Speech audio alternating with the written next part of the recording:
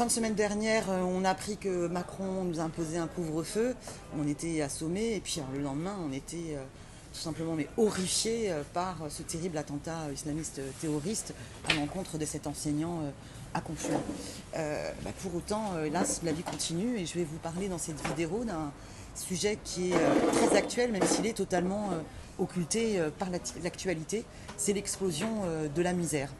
Oui, on est dans un contexte extrêmement dur où, alors que de 21h à 6h du matin, tout le monde doit être chez soi, eh bien, il y a plein d'hommes et de femmes qui ne sont pas en mesure d'être chez elles, tout simplement parce qu'elles n'ont pas de chez elles. Il faut savoir qu'on a environ 3000 personnes qui téléphonent au 115 tous les soirs sans avoir aucune solution.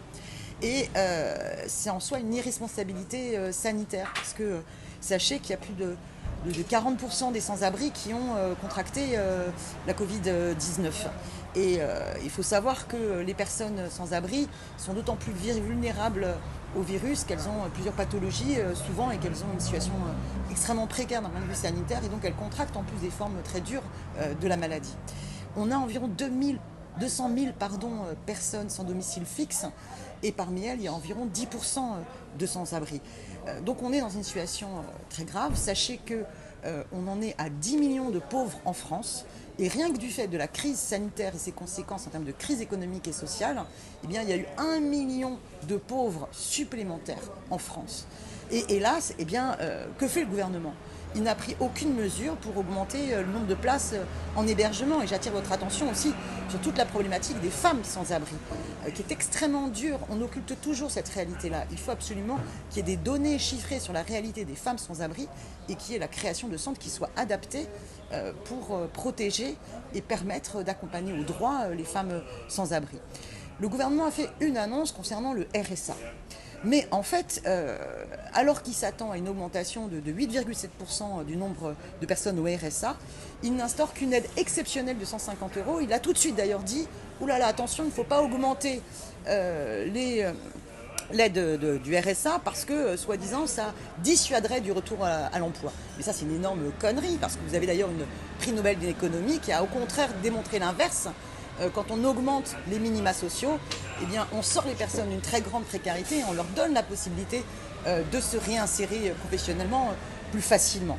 Donc, il y a vraiment d'autres mesures. Mais ce qu'il faut savoir, c'est que parallèlement à l'explosion de cette misère et cette pauvreté en France, il y a aussi une augmentation extrêmement impressionnante de la richesse des plus riches, des milliardaires. Elle explose. Il faut savoir que les milliards qui ont été octroyés par le pseudo-plan de relance du gouvernement, en fait, ont été énormément accaparés par les grandes entreprises qui ont redistribué en dividendes. Il faut savoir que les dividendes des actionnaires, ils ont augmenté de 60%. Donc c'est vraiment, comme le disait Victor Hugo, c'est de l'enfer des pauvres qui fait le paradis des riches. Et donc il faut au contraire faire une proposition une politique avec des mesures totalement inverses. La priorité aujourd'hui, c'est pas de subventionner ceux qui licencient, c'est pas de subventionner les actionnaires. C'est au contraire, par exemple, eh bien, pour lutter contre la très grande pauvreté, instaurer une trêve hivernale avancée pour qu'il y ait vraiment zéro expulsion. Il faut créer des nouvelles places d'hébergement et puis un hébergement digne avec tout l'accompagnement social et faire en sorte qu'il faut un hébergement qui réponde aux exigences sanitaires et pas des grands dortoirs où au contraire le virus peut se propager. Mais ça veut dire qu'il faut réquisitionner les logements vides. Ça veut dire que aussi, dans une phase intermédiaire, eh bien, les hôtels qui ne sont pas utilisés, avoir bien plus d'exigences de mise à disposition des places hôtelières pour que les personnes ne soient pas à la rue. Il faut aussi exonérer de loyer celles et ceux qui n'arrivent plus à payer le loyer. Parce que ce n'est pas possible que les familles soient en train d'arbitrer entre remplir le frigo ou payer le loyer.